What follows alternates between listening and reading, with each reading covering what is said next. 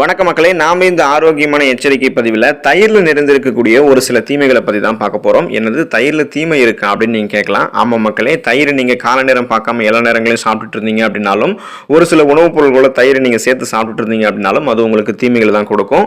குழந்தைகள் முதல் பெரியவர்கள் வரை அனைவருக்குமே விருப்பமான உணவு தயிர். நம்முடைய உணவு பட்டியலில் நம்ம தயிருக்கு மிக முக்கியமான இடத்தை கொடுத்துருப்போம். ஆனால் கால நேரம் பார்க்காம நம்ம தயிரை சாப்பிட்டோம் அப்படின்னா அது நமக்கு பல பிரச்சனைகளை ஏற்படுத்தும் அப்படின்றத நீங்கள் தெரிஞ்சுக்கோங்க. அப்படின்னா தயிர் சாப்பிடுவதற்கு எது சிறந்த நேரம்? தயிரை சூடுபடுத்தி சாப்பிடலாமா வேணாமா? தினமும் சாப்பிடலாமா சாப்பிடக்கூடாதா? எந்தெந்த உணவுப் பொருட்களை சேர்க்கக்கூடாது அப்படின்ற அனைத்து கேள்விகளுக்குமே விடையே இந்த பதிவில் நம்ம பார்ப்போம்.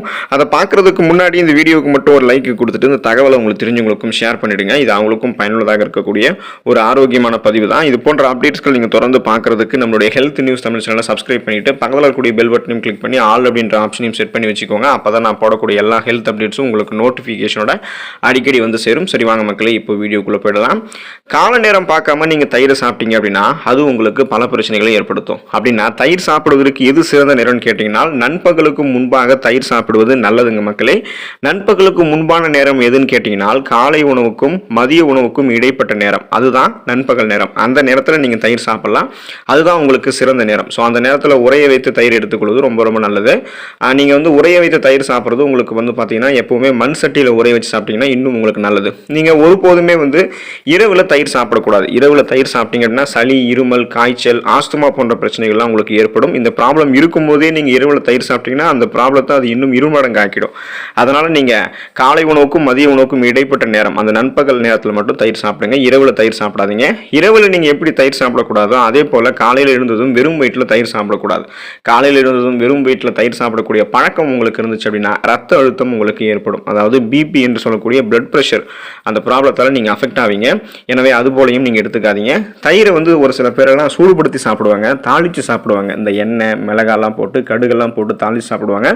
தயிரை நீங்கள் சூடுபடுத்தியும் சாப்பிடக்கூடாது, தாளிச்சும் சாப்பிடக்கூடாது. வேணும்னா நீங்கள் தயிரை வந்து அது கூட வந்து சர்க்கரை வேணால் சேர்த்து சாப்பிடலாம். இது வந்து உங்களுடைய உடலுக்கு உடனடி எனர்ஜி, ஆற்றலை வந்து கொடுக்குமே தவிர நீங்கள் தயிரை வந்து சூடுபடுத்தும் பொழுதோ அல்லது தயிரை நீங்கள் வந்து தாளித்து சாப்பிடும் போதோ உங்களுக்கு நன்மை கிடையாது. தினமும் ஒரு சில பேரெல்லாம் வந்து தயிர் எடுத்துக்கோங்க. தயிர் வந்து தினமும் எடுத்துக்கொள்ளக்கூடிய உணவே கிடையாது, அதை நீங்கள் தெரிஞ்சுக்கோங்க.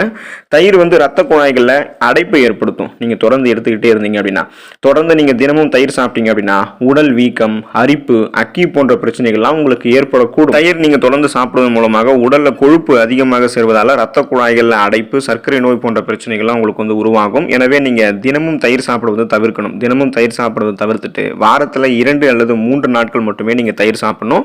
அதுவும் ஒருவேளை மட்டும்தான் நீங்கள் தயிர் சாப்பிடணும். அதுவும் எந்த பிரச்சனையுமே அப்போ தான் உங்களுக்கு வராது. அந்த ஒருவேளை எப்படி அப்படின்னு பார்த்தீங்கன்னா காலை உணவுக்கும் மதிய உணவுக்கும் இடைப்பட்ட நேரமான நண்பகல் நேரம், அந்த நேரத்தில் நீங்கள் தயிர் சாப்பிட்டீங்கன்னா நல்லது. மற்ற நேரங்களில் நீங்கள் தயிர் சாப்பிடும்போது அது உங்களுக்கு தீமைகளை தான் விளைவிக்கும்.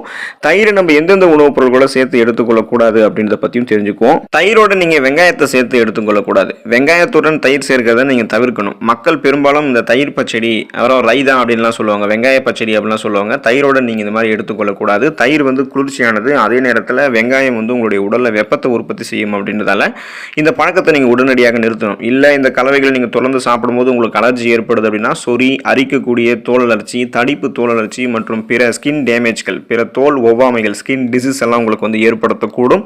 இதனால் வெங்காயத்தையும் தயிரையும் ஒன்றா சேர்த்து சாப்பிட்றத நீங்கள் நிறுத்திக்கிறது நல்லது. மீனையும் தயிரையும் நீங்கள் ஒன்றா சேர்த்து சாப்பிடக்கூடாது. ஒரே நேரத்தில் மீன் மற்றும் தயிர் வந்து நீங்கள் சாப்பிட வேண்டாம். மீனோட தயிர் சாப்பிடுவதை நீங்கள் தவிர்க்கணும். ஏன் அப்படின்னா இந்த 2 உணவுகளிலுமே புரோட்டீன் வந்து ஹை லெவலில் இருக்குது. இந்த 2 புரோட்டீனுமே நீங்கள் ஒன்றாக இணைத்து எடுத்துக்கொள்ளக்கூடாது அப்படின்றது தான் நிபுணர்களும் பரிந்துரைக்கிறாங்க. இது ரெண்டுமே அதிகமான புரதங்களை கொண்டு இருக்கிறதால கடுமையான செரிமான பாதிப்புகள் உங்களுக்கு வந்து ஏற்படும். அஜீரணம், சிறந்த வயிற்றுப்போக்கு போன்ற பிரச்சனை, வயிறு தொடர்பான பிரச்சனைகள்லாம் ஏற்படும். வாயு போன்ற பிரச்சனைகள்லாம் ஏற்படும். அதே போல் உங்களுடைய ஸ்கின்லையும் இது வந்து டேமேஜ் ஏற்படுத்தும். பலவிதமான தோல் நோய்களையும் ஏற்படுத்தும்ன்றது நீங்கள் தெரிஞ்சுக்கோங்க. எனவே மீனையும் தயிரையும் ஒன்றா சேர்த்து நீங்கள் சாப்பிடாதீங்க. பால் மற்றும் பால் பொருட்களை தயிரோட இணைத்து எடுத்துக்கொள்ளக்கூடாது. அதாவது பாலோட வந்து தயிர் சேர்க்க வேண்டாம். பால் மற்றும் தயிர் ஒரே குடும்பத்திலிருந்து தான் வருது. இது ரெண்டுமே பார்த்தீங்க அப்படின்னா விலங்கு மூலப்புரதம். ஸோ இது என்ன பண்ணும் அப்படின்னா இதில் ஹை புரோட்டீன் இருக்குது. அதனால் வந்து இது ரெண்டுமே நீங்கள் ஒன்றா சேர்த்துக்க கூடாது. பால் உங்களுக்கு செரிமானம் ஆகாது. இதே வந்து பார்த்தீங்கன்னா தயிர் உங்களுக்கு ஈஸியாக செரிமானம் ஆகிடும். இது ரெண்டுத்தையும் ஒன்றா சேர்த்துக்கும் போது அந்த புரதங்கள் உங்களுக்கு வந்து அதிகமாக கிடைக்கும் பொழுது வயிற்றுப்போக்கு, அமிலத்தன்மை, வீக்கம் மற்றும் வாயு போன்ற பிரச்சனைகள் எல்லாத்தையுமே ஏற்படுத்தும். அப்படின்றதால கடுமையான செரிமானம் சார்ந்த பிரச்சனைகளை நீங்கள் சந்திப்பீங்க. எனவே பால் மற்றும் தயிரையும் ஒன்றா சேர்த்து சாப்பிடக்கூடாது. ஒன்று நீங்கள் பால் எடுத்துக்கணும், இல்லைனா தயிர் எடுத்துக்கலாம். உளுத்தம் பருப்பையோ அல்லது உளுத்தம் பருப்பால் செய்திருக்கக்கூடிய மற்ற உணவுகளையோ நீங்கள் தயிரோடு இணைத்து எடுத்துக்கொள்ளக்கூடாது. சாப்பிடக்கூடாது. உளுத்தம் பருப்பை வந்து தயிரோடு சேர்த்து இணைத்துக் கொள்வது உங்களுடைய செரிமான அமைப்பை வந்து சீர்குலைக்கும். இது அஜீரணம், வயிற்றுப்போக்கு மற்றும் வயிற்று உப்புசத்தை உங்களுக்கு ஏற்படுத்தும். ஸோ இந்த மாதிரி கடுமையான செரிமானம் சார்ந்த பிரச்சனை, சீரற்ற குடல் இயக்கம், மலச்சிக்கல் போன்ற பிரச்சனை எல்லாம் உங்களுக்கு வந்து ஏற்படும். நீங்கள் வந்து உளுத்தம் பருப்பை தயிரோடு இணைத்து எடுத்துக்கொண்டீங்க அப்படின்னா. மாம்பழத்தை நீங்கள் தயிரோடு சேர்த்து சாப்பிடக்கூடாது. வெங்காயம் மற்றும் தயிர் போலவே தயிரை வந்து நீங்கள் மாம்பழத்தோட இணைத்து சாப்பிடக்கூடாது. உங்களுடைய உடலில் வந்து பார்த்தீங்கன்னா தயிர் குளிர்ச்சி ஏற்படுத்தும். மாம்பழம் வந்து பார்த்தீங்கன்னா வெப்பத்தை உங்களுக்கு உண்டாக்கும். ஸோ இது வந்து என்ன பண்ண முடியும்னா ஈஸியாக உங்களுக்கு வந்து செரிமானம் சார்ந்த பிரச்சனைகள் ஏற்படுத்தி உங்களை எப்போதுமே மந்தமாக வச்சுருக்கும். அந்த செரிமானம் நடக்கிற வரைக்குமே உங்களுக்கு மந்தமாக இருக்கும். தோல் சார்ந்த பிரச்சனைகளுக்கும் உங்களுக்கு வந்து வழிவகுக்கும். ஸ்கின் டிசீஸ் வந்து உங்களுக்கு உருவாகும். ஸோ இந்த மாதிரி உணவுகளை நீங்கள் தயிரோட இணைத்து எடுத்துக்கொள்ளும் போது 2 பிரச்சனை உங்களுக்கு கன்ஃபார்ம் வரும். ஒன்று வந்து செரிமானம் சார்ந்த பிரச்சனை, இன்னொன்று வந்து தோல் சார்ந்த பிரச்சனை, அரிக்கக்கூடிய தோல் அலர்ஜி போன்ற பிரச்சனைகள்லாம் ஏற்படும். அதனால நீங்க தயிரோட இந்த உணவுகளை சேர்த்து சாப்பிட்றத நிறுத்திக்கோங்க. அதுதான் உங்களுக்கு நல்லது. தயிரை நீங்கள் சூடு பண்ணாமல் அப்படியே வந்து சாப்பிட்றது உங்களுக்கு நல்லது. ஒருவேளை நீங்கள் தயிரை சூடு ஏற்றுனீங்கன்னா அதில் என்ன நடக்கும்ன்றது தெரிஞ்சுக்கோங்க. தயிரை வந்து சமைக்கிறது அல்லது தயிரை சூடாக்குவதால் அதில் இருக்கக்கூடிய புரோட்டீன், அந்த புரதங்கள் சிதைவடைவதற்கு அதிகமான வாய்ப்புகள் இருக்குது. அதோட இந்த மாதிரி நீங்கள் தயிர் வந்து சமைத்து எடுத்துக்கொள்ளும் போது அதில் இருக்கக்கூடிய ஊட்டச்சத்து மதிப்பு, தயிரோடைய ஸ்ட்ரக்சர் இதில் எல்லாத்துமே மாற்றம் ஏற்படுவதால் அது எந்த விதத்திலுமே உங்களுக்கு பலன் சேர்க்காது. தயிரில் இயற்கையாகவே ஈரப்பதம் காணப்படும். இதை நம்ம சமைக்கும் பொழுது அந்த ஈரப்பதம் இல்லாமல் போயிடும். ஸோ இப்படிப்பட்ட நிலையில் தயிரோட டேஸ்ட், அந்த சுவையே மாறிடும். நன்மைகள் உங்களுக்கு கிடைக்காது. நம்ம எப்பயுமே வந்து ஒரு உணவை வந்து சூடேற்றோம் அப்படின்னா அதில் இருக்கக்கூடிய பாக்டீரியாக்கள் வந்து அழிக்கப்படும். ஸோ குறிப்பாக வந்து சொல்லணும் அப்படின்னா இந்த தயிர் நம்ம சூடேற்றும் போது அதில் இருக்கக்கூடிய நல்ல பாக்டீரியாக்கள் வந்து அழிக்கப்படும்.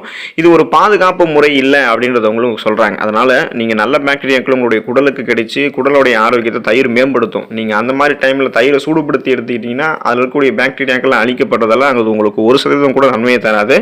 வெறும் நீங்கள் சும்மா அந்த சுவைக்காக வேணால் சாப்பிட்டுக்கலாம். ஆனால் நீங்கள் தயிரை சாப்பிடும் போது, அதாவது அப்படியே உறைந்திருக்கக்கூடிய தயிரை சாப்பிடக்கூடிய சுவை உங்களுக்கு சூடு ஏற்றும் போது கிடைக்காது.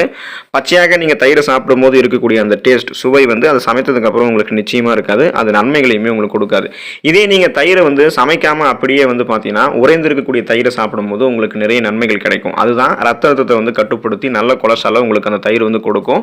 ஸோ பிபியை கண்ட்ரோல் பண்ணி கொலஸ்ட்ராலாம் கண்ட்ரோல் பண்ணிக்கலாம். இதன் மூலமாக இதய ஆரோக்கியத்தை தயிர் உங்களுக்கு மேம்படுத்துறதுக்கு உதவிகரமாக இருக்கும். பிஹெச் அளவெல்லாம் உங்களுடைய உடலை வந்து சரிசமமாக இருக்கும்.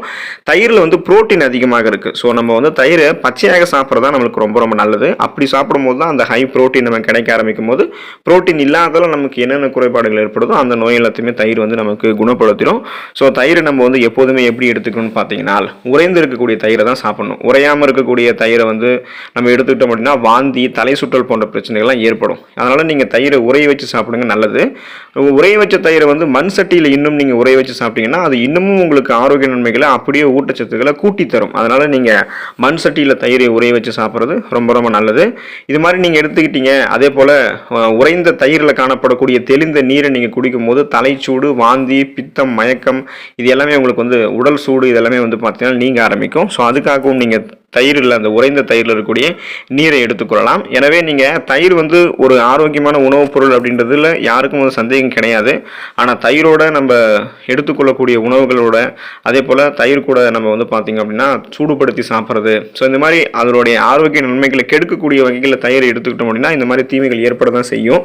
எனவே நீங்கள் இந்த மாதிரி பிரச்சனைகள்லாம் ஏற்படாமல் ஆரோக்கியமான முறையில் தயிரை சாப்பிட்டு நலமோடு வாழுங்க. அடுத்த ஆரோக்கியமான பதிலை மறக்காமல் சந்திப்போம். நன்றி மக்களே.